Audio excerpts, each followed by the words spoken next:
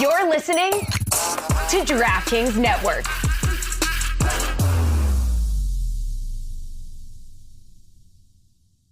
This is the Dan Batard Show with the Stugotz podcast.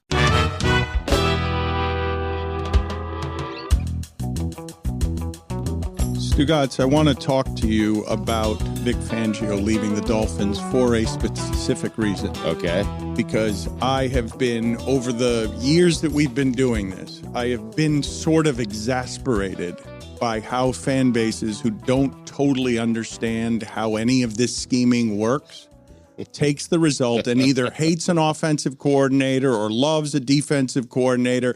And I was sold on fangs is the difference, even though all the numbers suggest that Fangs was hired to stop Josh Allen, and he doesn't know how to do that. Fangs was undone by injuries, but now he goes to Philadelphia, where they had linebacker problems because he wanted to be with his family. And I want to read you something because I believe we have a lot of people in the media who are covering football who don't know the specifics of how to cover what some of these human beings specialize in. There are more than ever who do know how to do it. The coverage is smarter at the top end than it's ever been, but most of the people talking on television about why your football team is good have no bleeping idea what they're talking about. They're just giving you general opinions of Dolphins are going to win because I think so. Right. So I want to read this from Chris Kaufman and ask you a question, because Mike McDaniel has been ahead of the curve, but just got sabotaged by injuries. I was told Fangio was going to rescue him because he's not a defensive guy, and now Fangio leaves to go bail out Sirianni, who had to fire his coordinators because he was drowning. And it's the only place where the wheels fell off more than in Miami. But he doesn't have to deal with Josh Allen over there. He's got a division he can deal with because there are no quarterbacks who look like Josh Allen in that division, and maybe he can win it, being the defensive coordinator over there. But this is what I want to ask you about Mike McDaniel, because it's not something I considered. And it's from Chris Kaufman, and it's a segment I like to call Reading, because it's been a minute. Whenever I read one of these long ones, you guys get bored and I lose everybody. Long one here? Longish. Okay. Certainly long for a tweet. All right. I'll try to stay with you. When Mike McDaniel got to Miami, according to himself in a long revealing interview he did with Mike Silver last year, he started off by arguing against the personnel department about their desire to spend a lot of resources on an overhaul of the offensive line unit. He said, "You're wrong." He said the first thing they needed to do was surround Tua with playmakers, and he proceeded to show everybody in the building a 25-minute video to explain why. 2 years later, he called one of the top offenses in the NFL in successive years, and so he feels vindicated about that. Conversely, 2 years later, the team can't score in December or January and have still not won the first playoff game since the Clinton administration. One could argue the success of his approach has been a fractal of the success of the entire team, as well as the individual parts of the team, e.g. quarterback, which is to say good, but not good enough. The good news is they still have the playmakers. They're here. Tyreek is here. Jalen is here. Devon Achane is here. Mostert is here. We even feel pretty good about Jeff Wilson and Chris Brooks moving forward. They may still need a tight end that can actually function in both phases of McDaniel's system, helping with the third down offense in particular, but they're pretty close to ideal on playmakers. So circle back and fill out that goddamn offensive line now, please. It needs to be a multiplier on the options in your week of game planning, not a divider. How many people in the coverage of the Dolphins have actually been talking about, hey, Mike McDaniels, you might have the ego and reward of everyone saying you're the smartest guy because look at your scheming. You think you can make offensive linemen. You guys can run the ball better than anyone expected with whoever it is you put there. But in December and January, when you really need to run it, you can't because your offensive linemen aren't what Philadelphia's have been or what Green Bay's have been or what Tampa's have been when they're climbing. So you're saying the offensive line is important. And as fans, we don't pay attention to the offensive line because all we do is pay attention to the quarterbacks, the wide receivers, the flashy plays, and the flashy players. And you're right. I'm not actually saying just the offensive line is important. I'm saying that the coach of the Miami Dolphins, who I believe in, has every reason to believe that he's the reason for that success. And if he comes in and argues with personnel on offensive line, he's got to be willing to change some things philosophically about what he's doing because everybody's been praising him for 2 years with good reason, and his offensive line needs to continue to get better, and it needs to do so with resources. It's not being presented in a good faith, though, because he didn't say, I don't want to fix the offensive line. He said there are more pressing issues that they addressed along that defense, and the defense was undone by injury. They got Jalen Ramsey. He started the season hurt. They locked in Bradley Chubb. He got hurt. His backup's backup got hurt. He decided, look, I can make an offensive line. And you yourself just admitted that they ran the ball pretty well. Their offensive line was a good enough unit to win. What undid the season was the injuries on the defensive side of the ball. And I think Mike McDaniel was actually right to prioritize that side of the ball. Agreed. But when they got Tyreek Hill, it was said that it's a piece away, and they just wasted the great Tyreek Hill year because injuries. He's got more years in it. Yeah, they were a piece away if they were healthy, but they got several of those pieces on defense got hurt. I understand the point. And it's astute, but it also ignores the reality of the NFL salary cap. They gave up 56 points to Baltimore, to Mike's point. Like, I understand the offense wasn't great down the stretch and not in the playoffs, but the defense and all those injuries is where that team fell apart. Stugotz, you will get zero disagreement from me on that. But I was saying it the last month of the season, and all Mike said back to me is Buffalo's injured too. The results are what matter. You are what your results are, and they don't win playoff games with McDaniel either. And so then that's where the pressure rises. That's where Sirianni has to fire his coaches. Like, it will rise next year on him. Even if the whole team gets hurt again, he could be the smartest dude in the league and be just undone by injuries, and people won't care that it's undone by injuries. They'll say, just you failed. Don't care about the nuance. Tyreek Hill was a piece away. That's what I was told. That's the final piece. Him and Fangs, that's how you beat Josh Allen, right until the last game of the season when he comes into the stadium, and he beats you because you can't stop him, and then the defensive coordinator leaves, and now what? I don't think Tyreek Hill came in as that missing piece because Mike McDaniel was an unproven commodity as a head coach. All right, so Chubb is the missing piece. Yeah, Chubb and Ramsey became the missing pieces, and they dealt with lengthy injuries. They played for last year. That was championship or bust, and at the end, it's giant bust. And they're going to probably have to part with some pieces that we all thought were missing pieces because as you look at the reality of Tua's upcoming contract, I think the NFL has kind of shown us that teams typically don't let those guys go. Not good enough for an elite contract, but that's the way that the NFL moves at that position. Too good to let go for nothing. But don't you guys think he will eventually address the offensive line? He knows he has to. He knows it's important. If there's one thing that I believe in a Shanahan offense is they get productivity out of that offensive line. Forgive me, I feel like perhaps I'm not explaining the part of this point that I find most interesting because you're saying, don't you think he knows that? I'm saying, maybe. Because if you come from Shanahan and you believe you can make offensive linemen out of anybody, and their offensive line was good this year when they were healthy. But do you trust them to be healthy? Given that we're talking about every week for 3 years now, we don't know if their left tackle's going to play. The team, when Mike McDaniel arrived to it, needed a total revamp. I mean, they weren't, to the Tyreek Hill original point, not being a piece away. Like, we had no idea what that offense can do. And this is year 3 in his program, and I imagine with draft capital that they'll address some of these needs. But Mike is right. They were several pieces away when he got here, and he filled in a lot of those pieces. But they still haven't won a playoff. Yeah, and he's still figuring out. Look, he's entering year 3, and he's about to have his 3rd different defensive coordinator. They also last year went into the playoffs against the Buffalo Bills with their third string quarterback. Like that, the fact that it was even as close as it was I think a testament to what they were able to build because they lost by what? It was like a 1-score game. I think at the end it was close the entire time. And this year they head to Kansas City in horrific weather that they're not prepared to play in.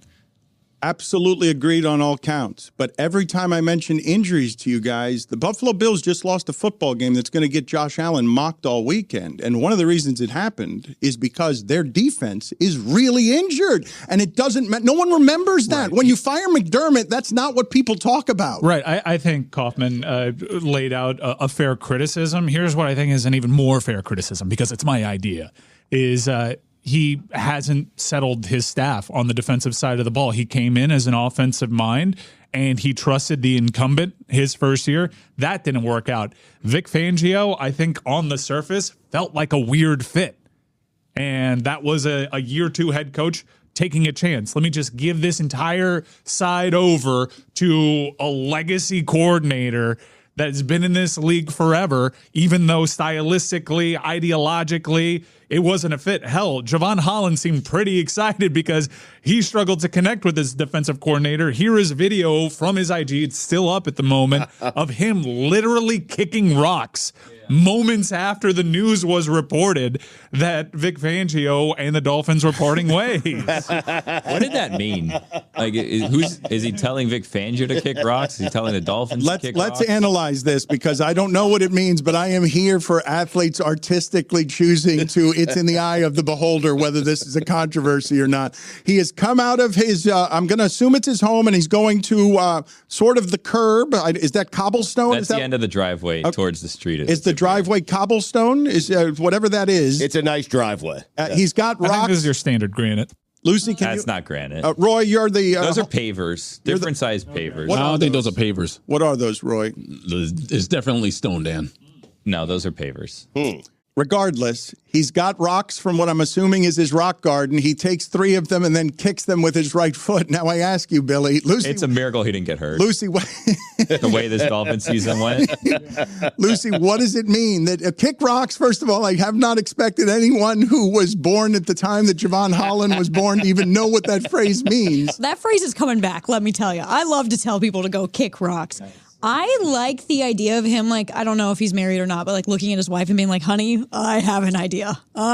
Just watch this. And then walking out, picking up the rocks, being like, yeah, these are the right ones. And then filming the whole thing. That's awesome. Lucy, do me the favor, please, and find me the origins of why people kick rocks, why people are told to go kick rocks. And I'd also like the group to come up with another phrase that's older than that for some form of go bleep yourself. Pound sand. Yeah. Pounding sand. Either way you look at it, it is Fangio in my wheelhouse. appropriate. Lucy's never heard I've never pound heard sand. that. Really? Fly a kite. I mean, Never heard that. Oh, that's a good one. No. Javon Holland should keep this going. Yes, for He sure. should have another IG story of him pounding sand. Yes. And Is another anyone IG worried? story of him flying a kite. Are you worried about what's going to happen with those rocks? Because, like, a car can kick that up, that breaks a windshield, that hits a little kid that's playing outside riding their bike. Like, you Lawnmower. shouldn't just throw a lawnmower would be weird in the middle of the street. But to your larger point, I mean, you shouldn't just be throwing rocks willy-nilly. You know what I mean? another IG story idea. Go yourself. I mean, come on, man. That's What? uncalled for. Well, that would make some news. That's not, I mean, what? How do you have him doing that exactly? I mean, it's tricky. That's less subtle than what we're talking. Less It's been done. less artful than what we're talking about. But is it older? Is it? I don't know. I'm asking. Well, I don't know either. I mean, Mike does it. Mike does it 5 times a day. I mean, Okay, so No, wait. I don't think masturbating is bleeping yourself, is it?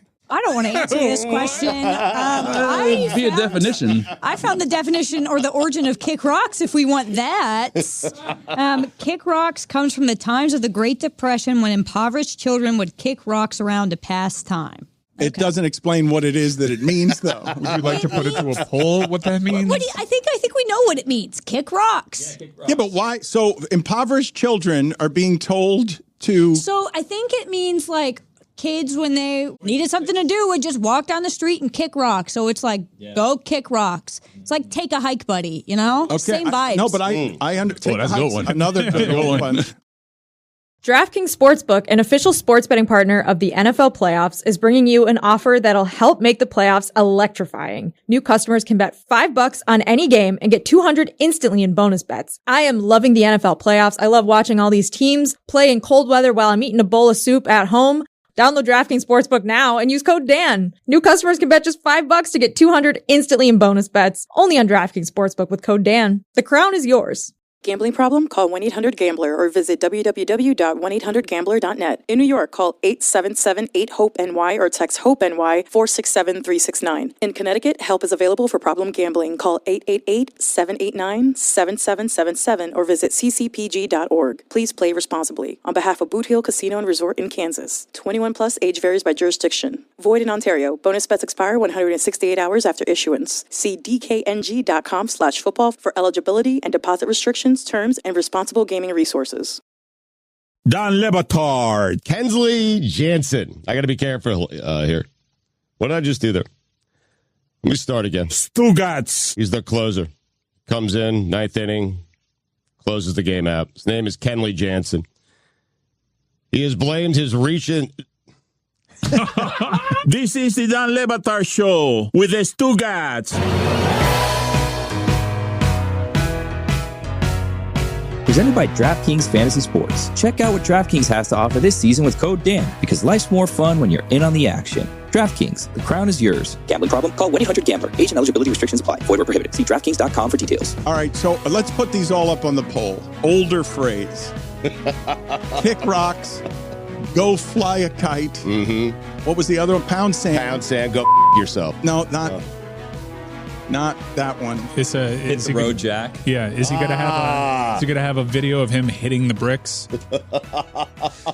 Again, I will ask the question that Lucy was asking, which is, what does Javon Holland mean? Is he telling Vic Fangio to kick rocks, or is he telling the Dolphins to kick rocks because they weren't good enough to keep the organization wasn't good enough to keep Fangio around? Let's not ignore that he is the person that's kicking rocks here. Maybe this is his goodbye. I don't want to lose him. He's great. There was one that I heard that I found very weird. I think it was Lethal Weapon, go suck an egg. Really? Yeah, I found that. Why are we doing that? Lucy, have you heard any of these other than kick rocks? No, just kick rocks. But why have you heard that? It's back. It's made a resurgence. People hit you with that on social media. Kick rocks, touch grass. Those are two popular ones right now. Stugotz, I will get back to football over the course of today's show, but as soon as Mike Ryan...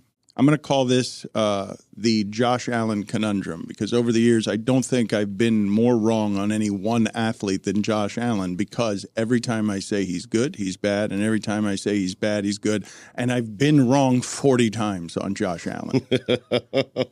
Mike Ryan, and he's been untethered for years now of bloated Miami Heat ego. He tells Twitter, I raised you. I've been here since the beginning. And he flies all over the spectrum emotionally on his assessments of this team, which are informed but biased. And every time that he says they're good lately, they're not. And every time he says they're bad, they make him look like an asshole. And last night's loss was 3 games over 500 makes you look like an asshole. Well, you said four games ago that they were good, and last night was the worst loss of the season. I mean, well, what changed? I mean, since you said they were good, they've lost 4 straight. Yeah. I mean, Since I said that I think they're better than a play-in team, they have been winless. Yeah. So maybe I should have reserved judgment for just maybe one more game.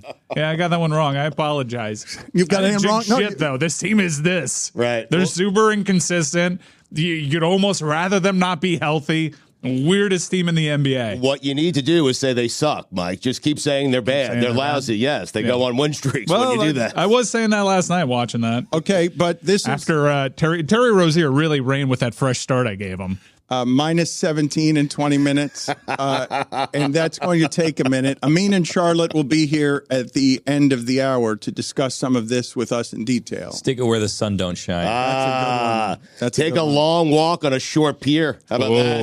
Lucy hasn't heard any of No, this. I heard the one Billy just said. I can't remember it. Stick it where the sun don't shine. Yeah, I've heard that. I don't know what Stu's talking about. Isn't there now what was that thing that made that fad, what was it called, where you stick your ass up in the air and tan your ass? That was presidential advice for COVID. That is not the phrase I'm looking for. No, that's what. No, there's a phrase involved with COVID prevention steps. Remember the scarf lady? There was a popular time where people were sticking their ass up in the air and allowing sunning. No, there's a phrase for it anyway. Yeah. Perineum tanning or something? Thank you. It's close to that. Yeah. Perineum, something like that. And then Trump told us to bleach our assholes. Yeah, exactly. What I was saying was, when you look at the 4 losses of the Miami Heat in a row, and I asked the audience to consider this, just coming off of the conversations, Stugotz, that we were having about, clearly, Mike McDaniel knows more about what he's doing than anyone listening to this and talking about it. And Vic Fangio knows more about what he does for a living than anyone listening to this or talking about it. I'm sorry, why did you bring up the tanning your butthole Thank thing? you. Because that's where the sun don't That's shine. where the sun Yeah. don't shine. Taught us The that sun you- don't shine in your ass. Well, Exactly. no, Not but in- COVID taught in- us that it can, and it should. Which part are you not understanding, Lucy? I don't feel like we needed that explanation, you know?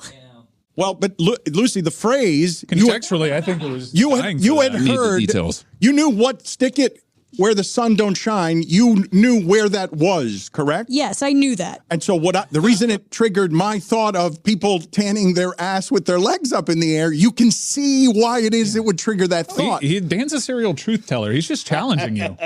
Which part of this are Challenge you the not norm. understanding? Yeah. This feels like an intrusive thought that shouldn't have come out, you know? That happens all the time with me. I know. Back-to-back weird setups for Lucy's appearances on the mic. Yeah, this is odd. This is weird times. I want to go back, though, and ask the group this question at the risk of going too serious into sports as it regards the emotional assessment of the Miami Heat. We're talking about tanning buttholes. We're not getting too serious into sports, I don't think. What are you whispering in Stugotz's ear? I told him that. I didn't want want to to giggle, and then he was leaning back, and then we missed Well, the because he window, knows and- me better than you do, Billy. And Yes. he's less interested Yes. in anarchy. I'm trying to get to the point. Yes, thank you. Yes, and he is. You are giggling in the background. Let me do this thing through Stugotz that enrages Dan. And Stugotz knows, and you've lived there for 20 years, Billy. How have you not learned this about me yet? I'm trying to get to a point about Mike's Miami Heat assessment. If you will grant me that Fangio and Mike McDaniel know more about this than us, will you then grant me that Eric Spoelstra and Pat Riley, when they're willing to only trade Tyler Hero and only Tyler Hero for Damian Lillard, and you now see with Tyler Hero, they're 31-31 when the core plays. They don't like playing players who aren't good at defense. He's not good at defense. They just got Terry Rozier to be more efficient at what Tyler Hero does than Tyler Hero's been. Do you not realize that these people who run this organization, who know what they're doing, seem to understand that Tyler Hero as a third piece needs some help because they've got a sample size that's large enough now that to make their team better and allow it to age after Jimmy Butler, they need to get better pieces while staying under the owner's luxury tax because the owner runs it like a business. Mike wants him to spend all the money on get everybody, but they don't want to be paying Damian Lillard at 36 years old, $60 million. They don't want to pay, full stop. The move for Rozier also got them under the luxury tax threshold. And I do agree that they've realized that they need something better out of that 3 spot, which is why they pursued Donovan Mitchell. They pursued Bradley Beal. They pursued Damian Lillard. They failed at all of them. They pursued Kevin Durant. They failed at Kevin Durant like a record 4 times. They've addressed the concerns in that they attempted to acquire people and they failed. And we've gone from Kevin Durant, Donovan Mitchell, Bradley Beal, Damian Lillard to Terry Rozier. Dan, we acknowledge, we know. Of course they know their needs. They know what the team needs. They're experts. They're spending all their time poring over all this information. We understand that. We're still allowed to question them. Oh, but Stugotz, I'm not even disputing that. I'm just saying that when the people who are doing the questioning are less informed than the people being questioned by large leaps and bounds, and I can always take injuries and just destroy your entire blueprint. Yeah. Like whatever genius you have, I can wreck it with load management or Jimmy Butler doesn't want to play today. Quite honestly, I think I'm sitting on a 20 at the blackjack table, though, when I say they need to get better. And the names that we're discussing are Donovan Mitchell and Kevin Durant and Bradley Beal, and they pursue them. They fail, and you end up with Terry Rozier. I still think they need to get better. Do you understand that that can be the analysis for every sports radio show in history about talking about their team is they just need to get better, figure it out. Through injuries, through firings, they just need to get better. That's all we're saying. Well, I think the fan base is always saying just that, get better. My issue with the Miami Heat is that they used to be really good at getting better. Yeah. And they've been striking out plenty. This is not new. Like, at a certain point, like this becomes a reality. Striking out. But Mike, they got Jimmy Butler, and they got better. They got to the finals. Yeah, but there's one thing holding them back. Every time they get to the finals, there are players that are on the other side that are much better. Yes, be better than LeBron. Yes, just a little better. Be better than Anthony. Right. Yes, but it's championship culture, not Eastern Conference. That's championship or bust. Yes. Facts. Yes. Yeah. You know what? I'm going to wander around the earth, and I'm going to go to every human being that lives on it, and I'm going to say to them, be better than Jokic. I'm finding only Embiid, and maybe I'm scouring the earth. So get on them. certain nights. When you found them, just bring them over. I'm scouring the earth for be better than Jokic, and I'm finding no human beings. Zero. And you lost to that in the finals. You're asking me to cave on an argument, and the argument is Terry Rozier. It's a hard sell. I'm not asking you to cave. Go bleach your asshole. Don Le Batard. Oh, I think Larry Fitzgerald's on the green right there. Stugotz. That's Alfonso Ribeiro. How do you think that Larry Fitzgerald And the son. Oh, the son. To be Okay, fair, yeah. to be fair, All right, whatever. Alfonso Ribeiro has a great ass. This is the Don Le Batard Show with the Stugotz.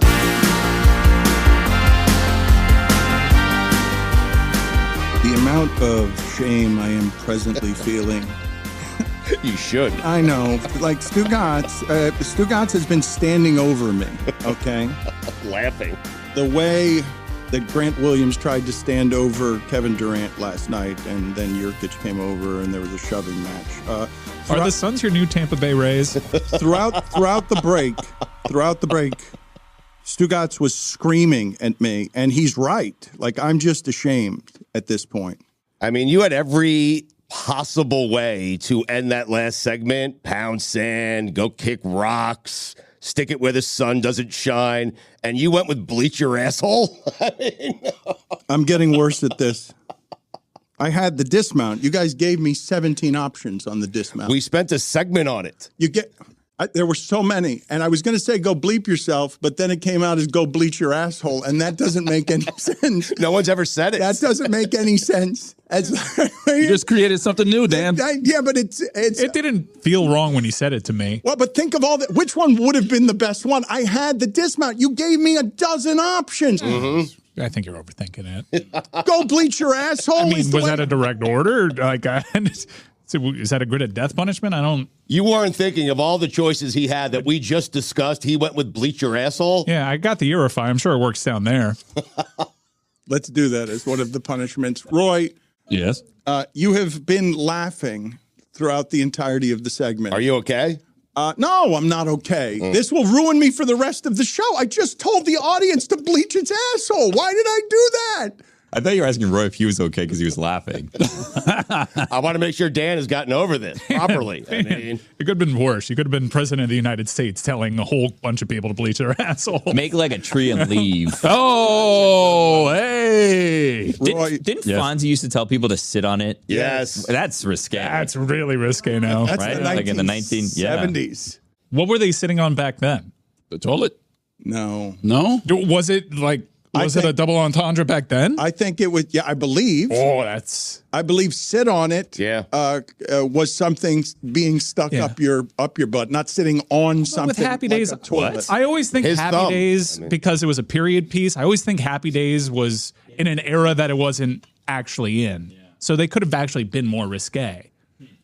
I think sit on it it's not just a toilet seat. I think sit on it meant that the audience was understanding that it meant something was being inserted. Didn't he tell Mrs. C to sit on it, and that's like where the line was crossed, and then Fonzie stopped telling people to sit on it? I think Fonzie told Mrs. C to sit on it, and then he realized I crossed the line, and then he went on and made Despacito, and then Mr. C wanted to kick him out of the house. Yeah. Is that what happened? Yeah. I do hope that Javon Holland listens to this segment and starts putting up these IG stories, because I keep refreshing, hoping that he's putting something up his nose with a rubber hose.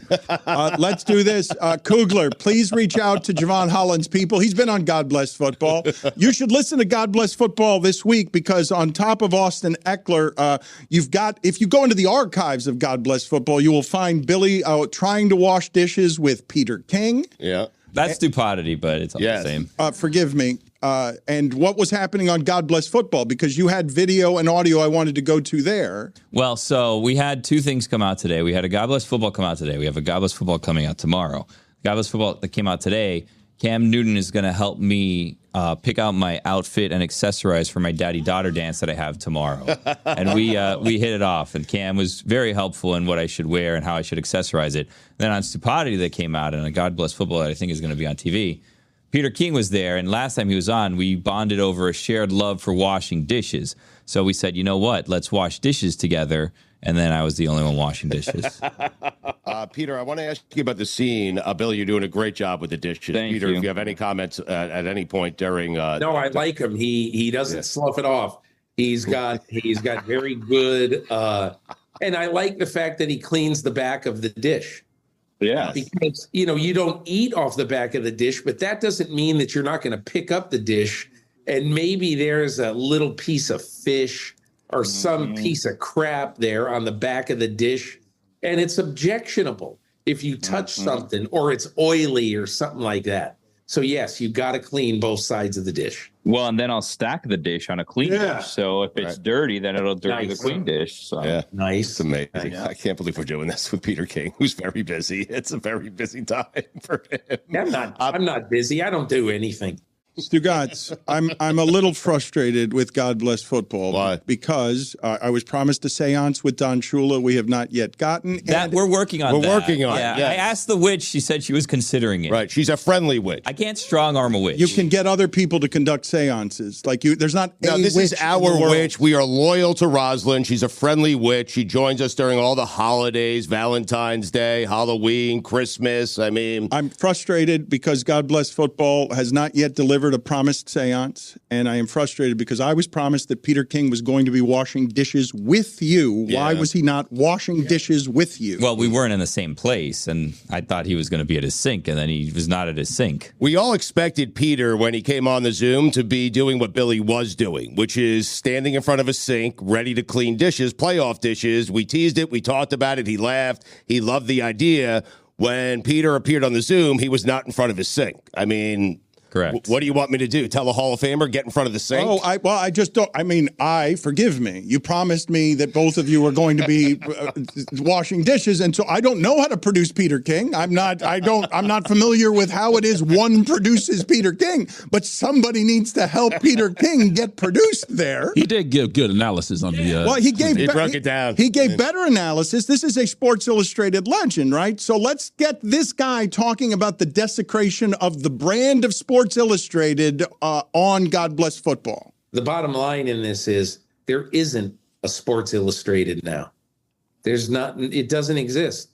If you are going to look back 50 years from now at the Kansas City Buffalo game and you want to read something about that game, what are you going to read? I'm sure that maybe you could find some old internet clip from some site, but there isn't like a body of evidence like the SI Vault to be doing this stuff anymore.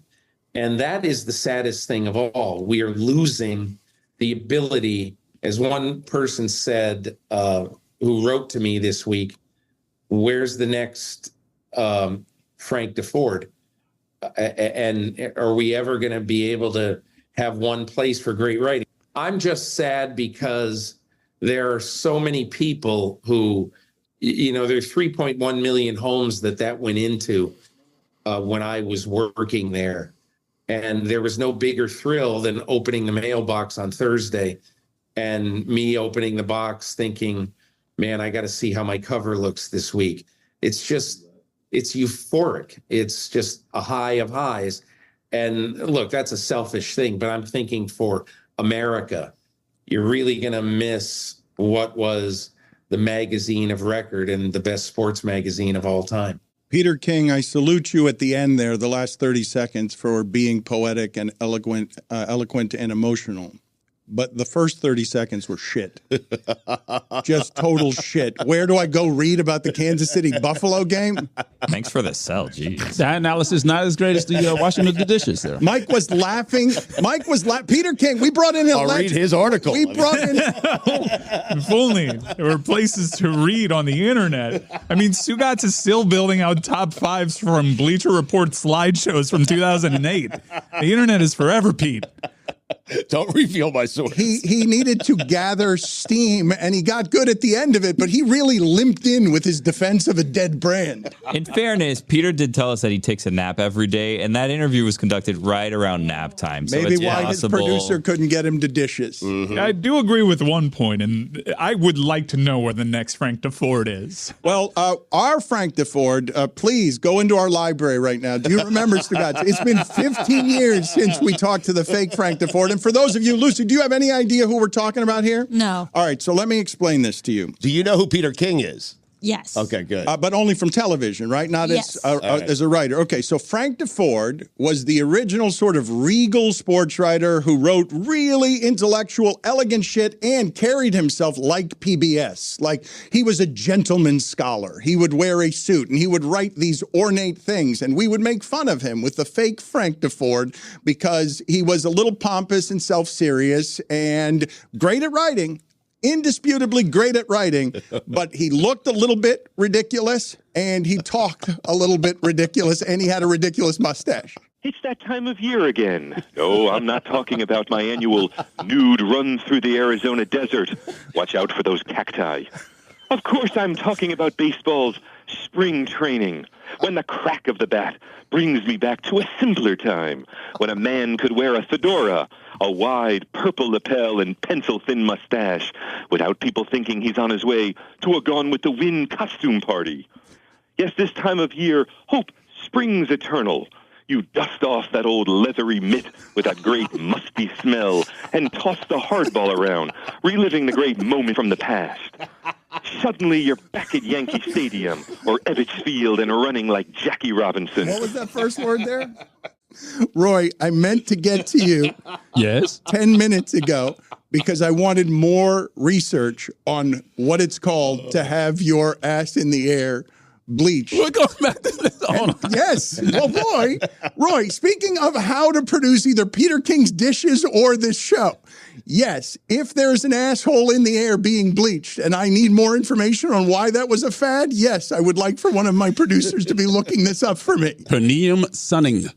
As what it's called, perineum sunning. Shailene Woodley did this because I remember it was like a big deal. And I was like, girl, maybe some things we should just keep to ourselves. Roy, I don't think you're reading that correctly. I don't think that's how that's said. That is how I say perineum. Perineum? Perineum sunning. Okay, Yes, that's perineum. So it's perineum sunning, and why was it popular? Still looking it up. Okay. He's getting to it. Yeah, it's a source of vitamin D. It is Some vitamin. Yes, the sun. The sun is a vitamin D. There you go. The greatest source. What do you mean? I agree that it's a source of vitamin D. I'm not. I think you're gonna have to walk that one back. Sunny D. Yes, it's a source of vitamin D. What I'm disagreeing with is why we would need vitamin D there. That's what I'm disagreeing. Well, it's the quickest way to get it inside. You take it where you can get it. Go bleep your asshole. Bleach. Nah. Bleach.